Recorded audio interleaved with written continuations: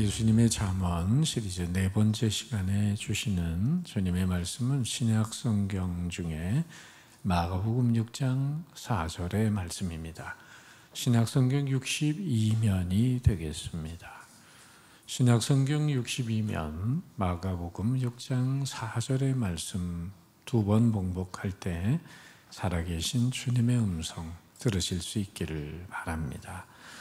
예수께서 그들에게 이르시되 선지자가 자기 고향과 자기 친척과 자기 집 외에서는 존경을 받지 못함이 없느니라. 예수께서 그들에게 이르시되 선지자가 자기 고향과 자기 친척과 자기 집 외에서는 존경을 받지 못함이 없느니라.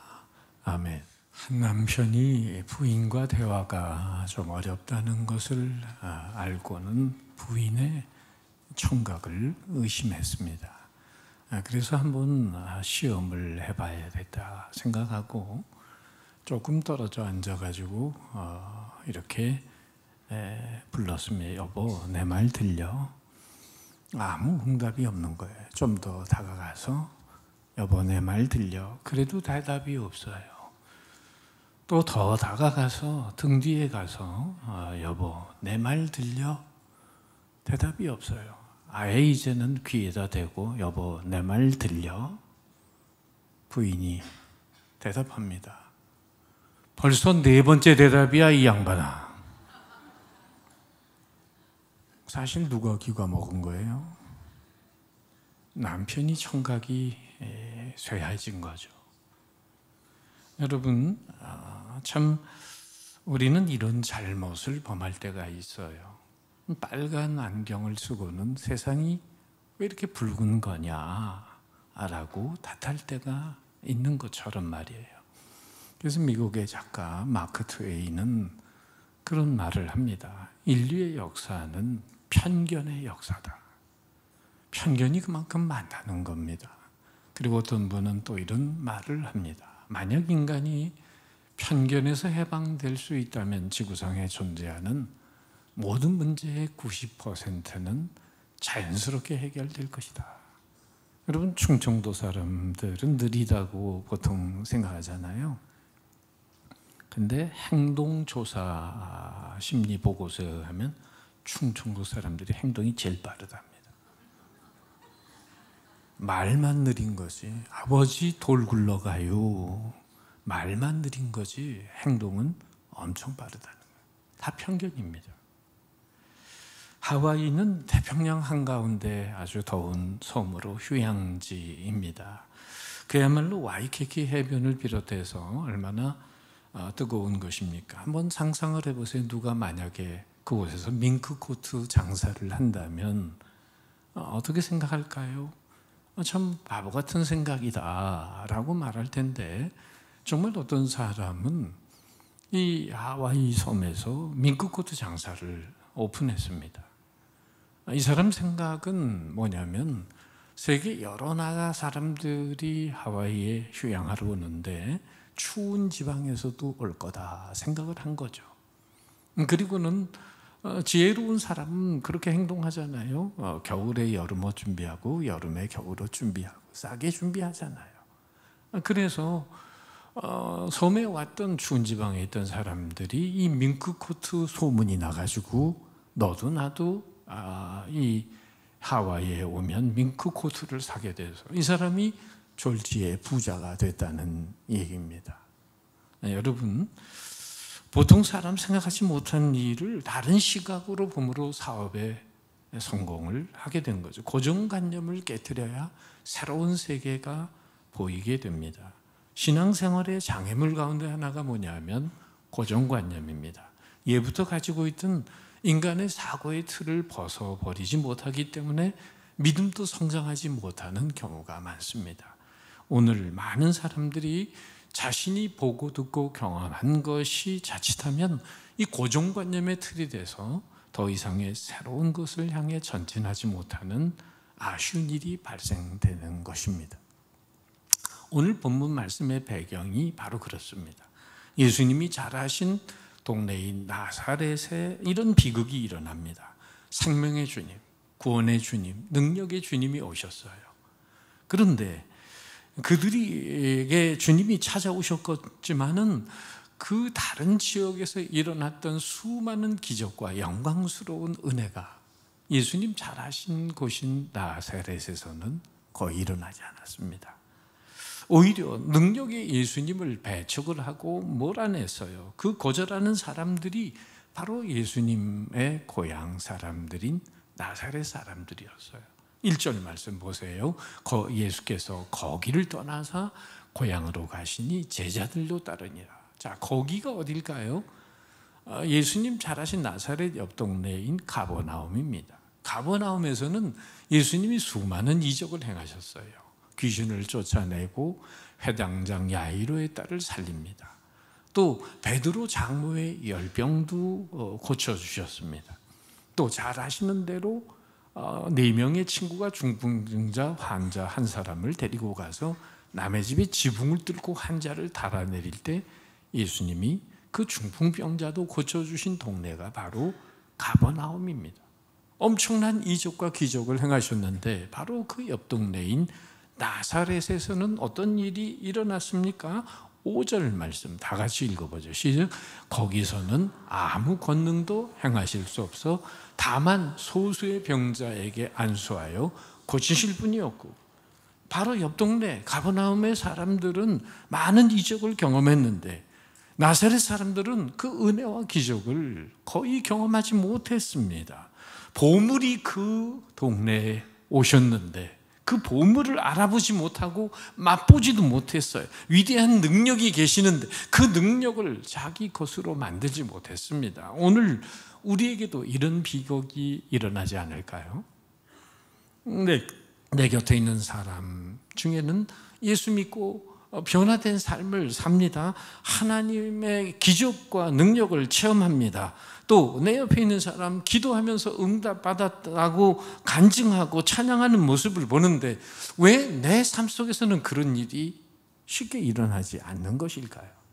왜 나에게 그런 은혜가 임하지 않을까요? 어떤 사람 예수님 때문에 걷기도 뛰기도 하면서 하나님께서 은혜를 주셨다, 축복을 주셨다, 기적을 경험했습니다, 기뻐하고 하는데 왜 나에게는 그런 기쁨과 축복이 임하지 않는 것일까요? 그 이유는 단 한마디로 불신 때문입니다. 그들이 예수님을 바로 믿지 않았기 때문입니다. 그들에게 믿음의 결단이 없었기 때문이에요. 6절 말씀에 해답이 나와요. 그들이 믿지 않음을 이상히 여기셨더라. 이것이 문제였습니다. 사람들이 하나님의 말씀을 100% 믿으면 그 엄청난 축복이고 특권입니다. 거기에서 기적이 일어나요. 그런데 믿음으로 말씀을 듣지 않으면 아무런 소용이 없습니다. 유익이 없습니다. 시간 낭비하고 있는 거예요. 사람이 좋은 영화나 드라마만 봐도 감동이 되고 도전이 되는 경우가 있잖아요. 두고두고 그 장면을 기억하면서 또 영향을 미치는 경우가 있습니다. 그런데 드라마나 영화보다 강력한 영향력을 끼쳐주시는 주님의 말씀이 여러분 제대로 믿음으로 들었다고 한다면 어떤 놀라운 일들이 일어나지 않겠습니까? 예전에 몰랐던 새로운 비전과 새로운 목적 안에 살게 됩니다. 이렇게 돼야 하나님의 능력의 말씀을 접한 사람들의 일어나는 것이 당연한 거죠. 과거 엉망으로 살았던 사람들이 정말 말씀에 붙잡혀 새로운 삶을 사는 사람들이 한두 명이겠습니까? 그런데 어떤 사람들은 하나님의 말씀을 동일한 시간에 동일한 장소에 듣는데 아무런 이적이 일어나지 않아요. 믿음으로 듣지 않기 때문입니다. 히브리서 기자는 이걸 이렇게 증거해 줍니다. 자, 한번 읽어봅니다. 시작. 그들과 같이 우리도 복음 전함을 받은 자이나 들은 바 그 말씀이 그들에게 유익하지 못한 것은 듣는 자가 믿음과 결부시키지 아니함이라. 유익하지 못한 것은 듣는 자가 믿음과 결부시키지 아니함이라. 예수님도 더 이상 이런 사람들에게는 능력 행하기를 중단하시고 이상히 여기시며 물러가셨습니다. 믿지 못함으로 이들 중에 많은 사람들이 하나님의 치유, 이적을 경험하지 못했어요. 다른 지역 사람들은 치료되고 이적을 경험하고 감사하고 기뻐하는데 나사렛 예수님이 자란 그 고향 사람들은 소수의 병자 몇 사람만 고치고 아무런 도움을 받지 못했어요. 그러니까 믿음이 없는 것에서는 어떤 기적도 일어나지 않는다는 것입니다. 자주 말씀드리는 내용인데, 혈우병 걸린 여인이 예수님 뒤에 와서 옷자락을 만졌습니다. 예수님의 능력이 빠져나갔어요. 그때 예수님이 다 아시면서 누가 내 옷을 만졌느냐 물으셨으면 몰라서 물으신 게 아닙니다. 육적인 구원만이 아니라 영적인 구원도 그녀에게 주고 싶으셨던 것이죠. 바로 그때 그녀가 자신이라고 고백을 할 때 예수님이 뭐라고 말씀하시죠? 마가복음 5장에 이렇게 말씀하세요. 예수께서 이르시되 딸아, 네 믿음이 너를 구원하였으니 평안히 가라. 네 병에서 놓여 건강할지어다. 저는 이 말씀 보면서 제일 의문이 되는 대목이 있었어요. 바로 이 대목이에요. 네 믿음이 너를 구원하였으니. 아니, 주님의 능력이 빠져나가서 그녀가 12년 동안이나 오랫동안 앓던 병에서 고침을 받았잖아요. 그런데 왜 예수님이 네 믿음이 너를 구원했다고 얘기하시는 걸까요? 바로 무슨 말씀입니까, 여러분? 제가 비유를 들어서 자주 얘기하는 이야기가 있죠. 구덩이 이야기. 어떤 사람이 구덩이에 빠졌어요.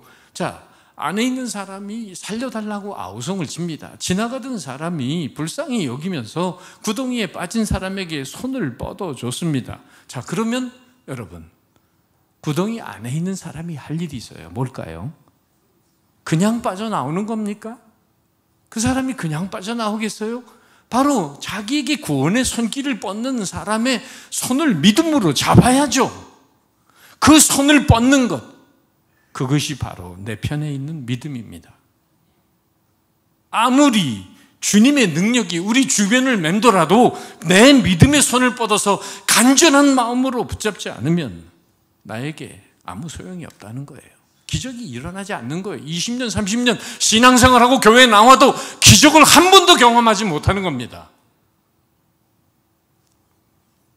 오늘 나사렛 사람들의 비극이 무엇입니까?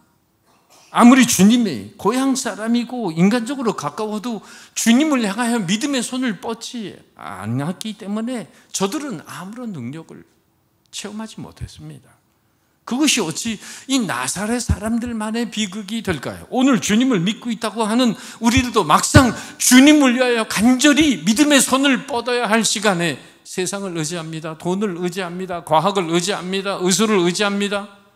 누가 우리의 몸에 대해서 제일 잘 알겠습니까? 우리의 원제주자이신 창조주 하나님 아니십니까? 여러분, 우리 몸에 이상이 생기면 물론 의학의 도움도 받아야죠. 그렇지만은 믿음으로 여러분 하나님 앞에 구하는 것이 바로 창조주에 대한 애프터 서비스를 구하는 것 아니겠습니까? 어떤 물건의 원제조자 사업체에게 고장나면 우리가 AS 부탁하는 것처럼 원주인이신 창조주 하나님께 믿음으로 구할 때 하나님이 역사하실 줄 믿습니다.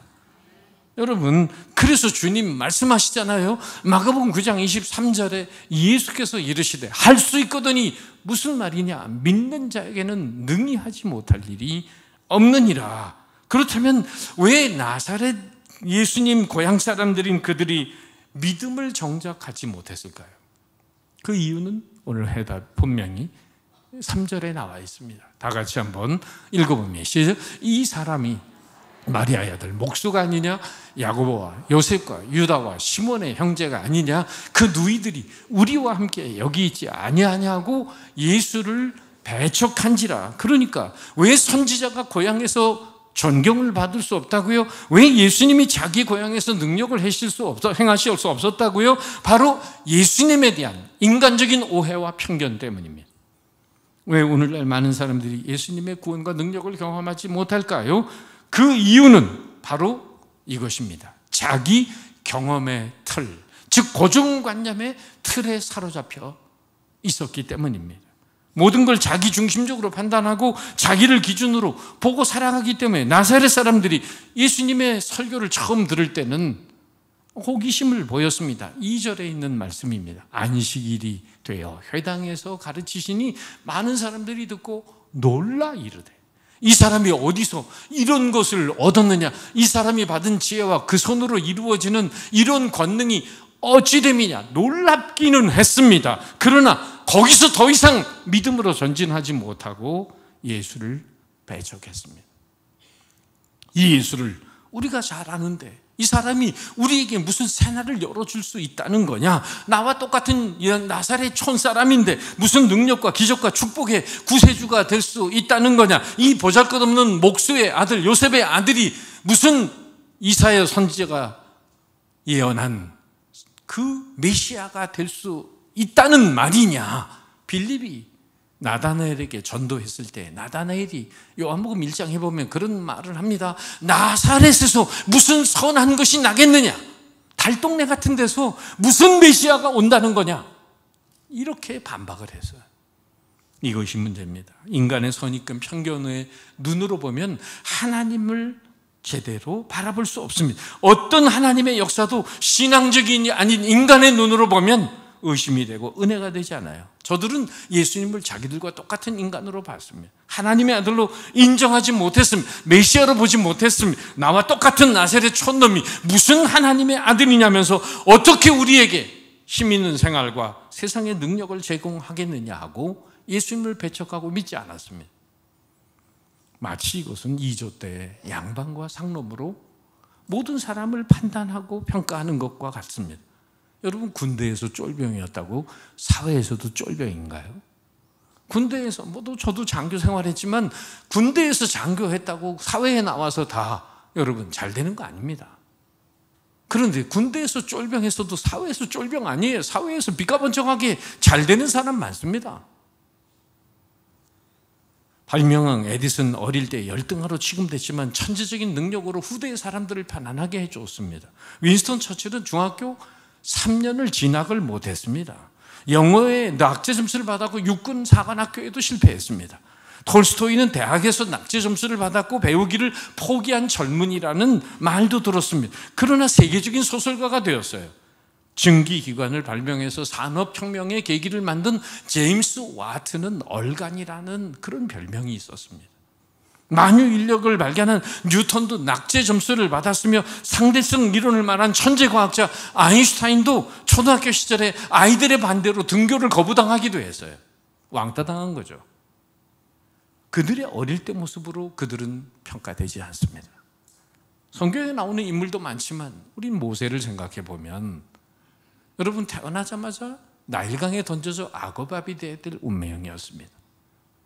그리고 하나님의 섭리 가운데 그 바로의 공주의 아들로 입양돼서 40년을 자랐지만은 그러나 40세 애굽인 하나를 쳐 죽인 걸 계기로 해서 그는 살인자요 도망자 신세가 돼서 미디안 광야에 가서 살았습니다. 여러분, 그러나 모세를 도망자나 살인자로만 평가하는 사람은 없어요. 이스라엘 민족을 노예 해방에서 해방시킨 위대한 민족의 지도자로 우리는 알고 있습니다. 그렇듯이 나사렛 사람들은 예수님을 인간적인 편견의 눈으로만 봤기 때문에 예수님 통해 주시는 구원의 말씀과 능력을 받지 못했습니다. 나사렛 사실 예수님 잘한 곳이고 예수님이 정든 고향이기 때문에 그런 어릴 때의 기억을 많이 가지고 있는 것이죠. 누구든지 마음만 열기만 하면 예수님의 진리의 말씀이 더 가까이 들려올 수 있고 더 많은 기적을 체험할 수 있는 자리가 아니었겠습니까?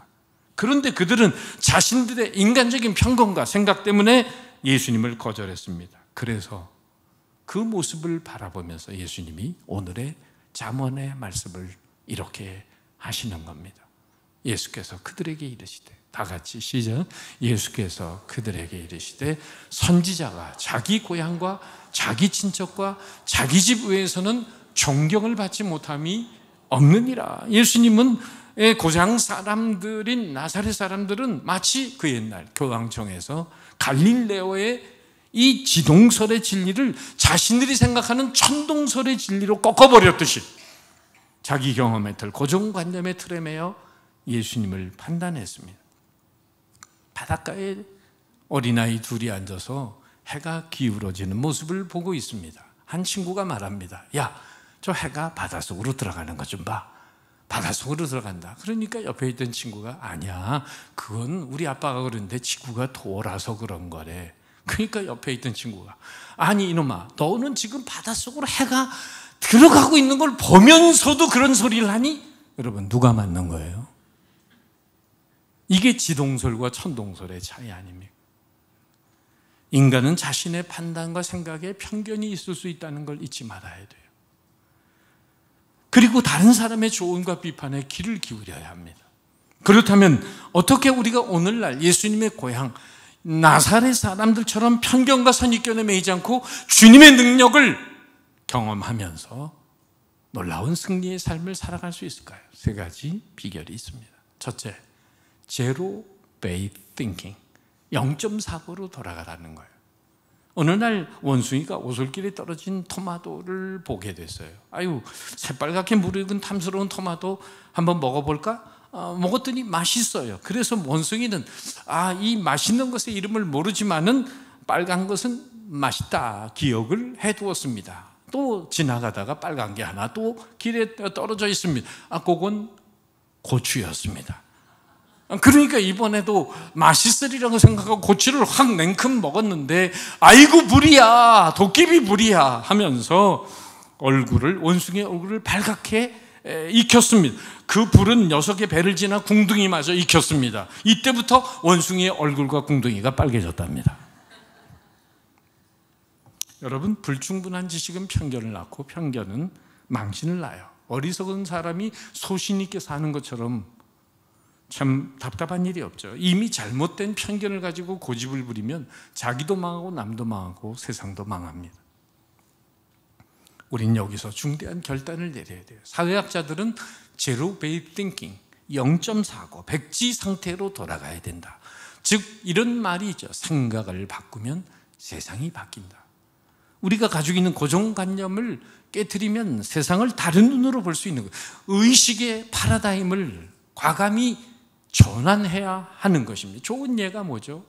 옛날 얘기지만은 미국의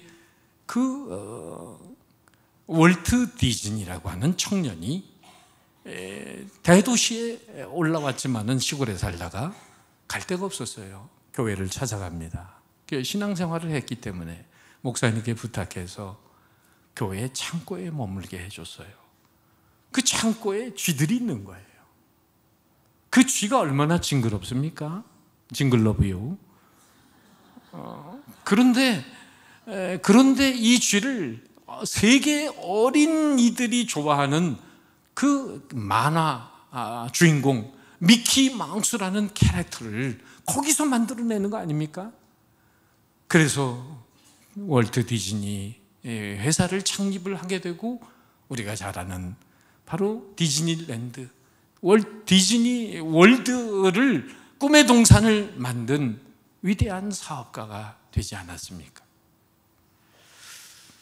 생각의 전환을 위해서 퀴즈 문제 하나를 맞춰보세요. 교회학교 어린이가 목사님에게 찾아와서 묻습니다. 목사님, 양파를 벗기면 뭐가 나올까요? 양파를 계속 벗기면 뭐가 나올까요? 아무것도 안 나오지 뭐가 나오겠니? 그랬더니 아이가 하는 말이, 목사님, 양파를 계속 벗기면 눈물이 나와요. 재밌잖아요. 그러니까 목사님도 나도 퀴즈 문제 하나 낼게. 그러면 성경책을 벗기면 뭐가 나올까? 글자가 나오죠. 아니, 예수님, 성경책을 자꾸 벗기면 예수님이 나온단다. 여러분, 원점으로 돌아가는 깨끗한 마음과 다각적으로 생각하는 지각 능력을 가져야 합니다. 두 번째, 또 하나님의 기적과 능력을 체험하고 사는 비결은 내 능력과 판단을 신뢰하지 말고 성경 말씀과 주님의 능력에 대한 온전한 믿음을 가지라는 것입니다. 스턴트맨이라고 하는 사람들이 있잖아요. 중요한 배우들이 어려운 위험한 연기를 할 때 대신 연기를 해서 찍는 사람들을 스턴트맨이라고 하는데, 미국에 유명한 스턴트맨이 있었습니다. 요트를 타고는 나이아가라 폭포에서 떨어지는 거예요. 이걸 진짜 배우가 누가 하겠습니까? 목숨 걸고. 그런데 이 스턴트맨이 해서 살아났어요. 사람들의 칭찬이 자자합니다. 와, 저 사람은 저렇게 용감하고 대단하구나. 두 번째도 요트를 타고 나이아가라 폭포에서 떨어졌어요. 그래도 살아났어요. 사람들이 뭐 점점 그 스턴트맨을 이제 그 높여 줍니다. 세 번째 또 떨어졌는데도 살아났어요. 이제는 죽음도 그 사람을 어떻게 할 수가 없는가 보다. 그렇게 했는데, 유명 인사가 됐는데, 여러분, 그런데 어느 날 뉴욕의 맨하탄을 걷다가 이 스턴트맨이 어린아이가 먹다 버린 바나나 껍질에 미끄러져서 뇌진탕으로 사망했습니다. 여러분, 이게 인간이에요. 자기 능력이 대단한 것처럼 살지만은 한순간에 무너질 수 있는 게 인간의 모습입니다. 아무리 재주가 있고 능력이 있어도 하나님의 은혜가 임하지 않으면 허무하게 끝나는 겁니다. 가장 중요한 건 내 실력과 내 능력을 믿고 사는 게 아닙니다. 그 능력을 키우느라고 하나님을 외면하고 사는 게 아니라 매 순간 하나님의 능력과 은혜가 나에게 내려질 수 있도록 하나님을 더욱 의지하고 사는 것인 줄 믿습니다. 예수님을 믿는다는 건 엄청난 변화, 정신적인 영적인 혁명이죠. 잘못된 고정관념을 떨쳐버리고 원점으로 돌아가 다시 시작해야 됩니다. 깨끗한 어린아이의 마음으로 가야 합니다. 이스라엘 백성들이 모세를 통해서 출애굽을 하고 홍해 바다 앞에 다다랐습니다. 그럴 때 앞에는 넘실거리는 바다가 있고 뒤에는 추격해오는 애굽의 군대가 있습니다. 사면초가의 상황에서 어떤 반응을 보입니까? 이스라엘 백성들은 출애굽기 14장 11절에 보면 이렇게 원망합니다. 그들이 또 모세에게 이르되 애굽에 매장지가 없어서 당신이 우리를 이끌어내어 이 광야에서 죽게 하느냐. 자, 여러분, 이렇게 불평하고 원망하는 사람들 앞에 어떤 일이 일어났습니까? 이 홍해 바다가 갈라지는 초자연적인 이적이 일어나지 않습니까? 꿈에도 생각하지 못한 일이 저들 앞에서 일어나잖아요. 여러분, 모든 것이 우리의 생각과 우리의 예측대로 되는 게 아닙니다. 우리의 좁은 생각 안에 하나님을 가두지 마십시오.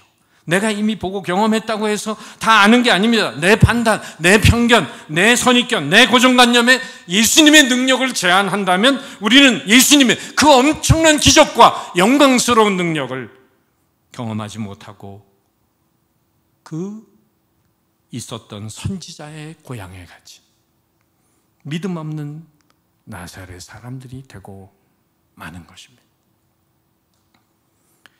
또한 예수님의 고향 사람들처럼 우리가 편견과 선입견에 살지 않고 주님의 능력 가운데 살아가는 한 가지 비결이 더 있다면 세 번째, 자신 있는 곳을 고향 만들지 않아야 한다는 것입니다. 그 말은 달리 말하면 익숙함의 함정에 빠지지 말라는 것입니다. 출애굽한 이스라엘 백성들이 광야에서 먹을 게 없어요. 하늘에서 하나님이 뭘 내려주셨죠? 만나를 주셨습니다.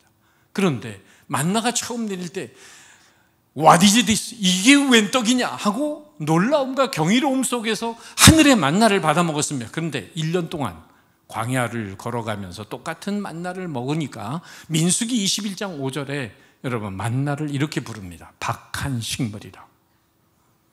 그러면서 제가 해석하면 만나를 그만 만나자. 무슨 얘기예요? 아무리 좋은 것이라도 반복되고 일상화되면 축복을 축복으로 여기지 못하는 익숙함의 함정에 빠지게 되는 것입니다. 오늘도 새로운 마음으로 이 예배당에 오셨습니까? 아니면 늘 듣던 얘기 또 듣는다고 생각하고 오셨습니까? 평신도건 목회자든 간에 자신이 몸담고 있는 것에서 오래 롱런하면서도 하나님의 영광을 드러내는 삶을 살려면 낯선 타향살이를 해야만 합니다. 자신 있는 것을 고향을 만든다는 것은 신본주의가 인본주의로 기울어지는 것이고 거룩함이 세속주의로 변질되는 것을 말합니다. 처음 신앙생활 할 때는 인간적인 생각보다 무엇이든지 하나님 중심으로 생각하고 내 영광보다는 하나님의 영광을 앞세우며 살았습니다. 그런데 그러던 사람들이 시간이 지나가면서 어느덧 익숙함의 함정에 빠지면서 세상에 때가 묻고 쇠속가 되면서 처음 사랑해서 멀어진 사람들이 많이 있는 것입니다. 어느 목사님이 쓰신 이런 제목의 시가 있습니다. 항상 처음처럼, 항상 마지막처럼. 언제나 제 가슴을 울리는 이 짧은 시는 제가 자주 들여다보는 시입니다. 이런 내용입니다. 하나님, 서투른 아마추어 같은 삶을 살아가게 하옵소서. 처음 보는 하늘이듯 그 하늘을 바라보게 하소서. 처음 만났던 그 감격으로 주님을 보게 하소서. 내가 처음 사랑했던 그 여인을 처음 바라보던 그 눈초리로 그렇게 내 아내를 보게 하소서. 처음 들어서는 예배당이듯 그 설레임으로 예배당 안에 앉게 하소서. 처음 그 구원의 메시지가 내 심장을 사로잡던 그 감격으로 처음 그 설교를 듣는 심정으로 설교를 듣게 하소서. 오 주님, 마지막 단두대에 올라서 있는 사형수 같은 삶을 살아가게 하소서. 마지막 번은 하늘인 것처럼 하늘을 바라보게 하소서. 마지막 번은 아내인 것처럼 아내의 얼굴을 바라보게 하소서. 마지막 번은 예배당인 것처럼 그 예배당을 바라보게 하소서. 마지막 듣는 설교인 것처럼 그 설교를 듣게 하소서. 저는 마지막 예능교회에서 하는 설교처럼 오늘을 설교하게 하소서. 그런 심정이 제 안에 있습니다. 어찌 보면 오랜 시간이 가면서도 변질되지 않는 사람들의 공통적인 특징은 자신이 있는 곳을 낯선 타향살이를 하는 사람들이 아닐까요? 인본주의와 세속주의와 익숙함의 함정에 매몰되지 않게 말씀으로 자신의 영혼을 늘 깨우는 사람들입니다. 저는 청년 때 그리고 부교육자 때 섬겼던 담임 목사님이 주셨던 이 잠언의 말씀을 오늘까지 가슴 깊이 새기고 있습니다. 선지자가 자기 고향과 자기 친척과 자기 집 외에서는 존경을 받지 못함이 없느니라. 그래서 저는 결심한 적이 있습니다. 어디서 내가 담임 목회를 하더라도 나는 내가 있는 그곳을 고향 만들지 말자. 스스로 낯선 타향살이를 하자. 왜? 선지자는 고향에서 능력을 행할 수 없고 존경을 받을 수 없다는 이 말씀 때문입니다. 물론 저 역시 부족함이 많은 사람이지만은 그래도 고향을, 예능교회를 저의 고향으로 만들지 않으려고 노력했던 이곳에서 만 30년이 지나가고 있는 것입니다. 여러분에게 묻겠습니다. 저하고 특별히 친한 사람 있습니까? 물론 친하죠. 인격적으로 친하고 영적으로 여러분과 친합니다. 그러나 인간적으로 특별하게 친한 사람은 한 사람도 없습니다. 왜? 우리 성도들이 손해보지 않기 위해서, 주님의 능력을 경험하는 하나님의 성도들이 되기 위해서 저는 낯선 타향살이를 30년 동안 해왔으니까.